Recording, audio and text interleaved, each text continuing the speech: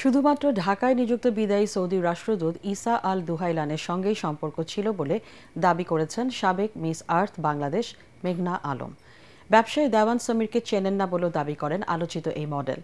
এদিকে ধানমন্ডি থানার চাঁদাবাজি ও প্রতারণার মামলায় গ্রেপ্তার দেখিয়ে মেঘনাকে কারাগারে পাঠিয়েছেন বিচারক মাসুম মিয়ার আদালত। অন্যদিকে দেওয়ান সমীরকে জিজ্ঞাসাবাদে 5 দিনের রিমান্ড মঞ্জুর করা হয়েছে। মিজান শাহজাহানের রিপোর্ট। ঢাকার মুখ্য মহানগর হাকিমের আদালতে হাজির করা হয় আলোচিত মডেল মেঘনা আলমকে।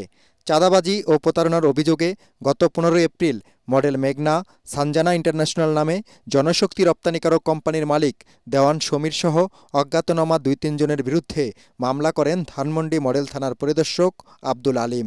মামলার এজাহারে উল্লেখ করা হয়, মেঘনা আলম, দেওয়ান সমীর সহ অন্য আসামিরা এক কূটনীতিকের কাছে $5 মিলিয়ন বা প্রায় 60 কোটি টাকা অর্থ দাবি করেন। সমীর দেওয়ান যেসব দেশে আমাদের শ্রমবাজার আছে সেই বাজারগুলোতে লোক পাঠানোর জন্য সে বিভিন্নভাবে বাংলাদেশে যে রাষ্ট্রদূতরা আছে বিভিন্ন দেশে তাদেরকে বিভিন্নভাবে সে ট্রাপে ফেলে এবং এটাকে তারা হানি ট্রাপে আমরা বলে থাকি।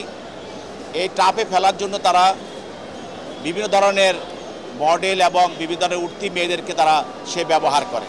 65% পর্যন্ত বিদ্যুৎ সাশ্রয়ী হাইসেন্স এসি, যার ফাস্ট কুলিং মোড দ্রুত ঘর ঠান্ডা করে। হাইসেন্স। আদালতে মেঘনার পক্ষে কোনো আইনজীবী ছিলেন না। রাষ্ট্রপক্ষের এই আইনজীবী জানান, বিচারকের অনুমতি নিয়ে আদালতে কথা বলেন মেঘনা। এ সময় তিনি আদালতের কাছে দাবি করেন, সৌদি রাষ্ট্রদূতের সঙ্গে বিয়ে হয়েছিল তার। সৌদি রাষ্ট্রদূতের যে পজিশন আর যে মেঘনার যে পজিশন, এই পজিশনে তার লগে সৌদি রাষ্ট্রদূতের সম্পর্ক হওয়ার কিন্তু বিষয়টা না, এবং সে আদালতে এখন নিজকে সেভ করার জন্য সে আদালতে বিভিন্ন ধরনের মিথ্যা বক্তব্য রাখতেছে। 9 এপ্রিল বসুন্ধরার বাসা থেকে মেঘনাকে আটক করে ডিবি। পরদিন আদালতে মেঘনাকে বিশেষ ক্ষমতা আইনে 30 দিন আটক রাখার আদেশ দেন আদালত। 13 এপ্রিল সচিবালয়ে আইন উপদেষ্টা আসিফ নজরুল বলেন, মেঘনা আলম যে প্রক্রিয়া আটক হয়েছেন তা সঠিক হয়নি।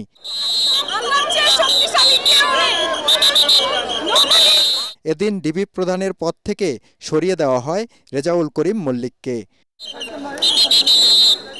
মিজান শাহজাহান, এটিএন বাংলা, ঢাকা।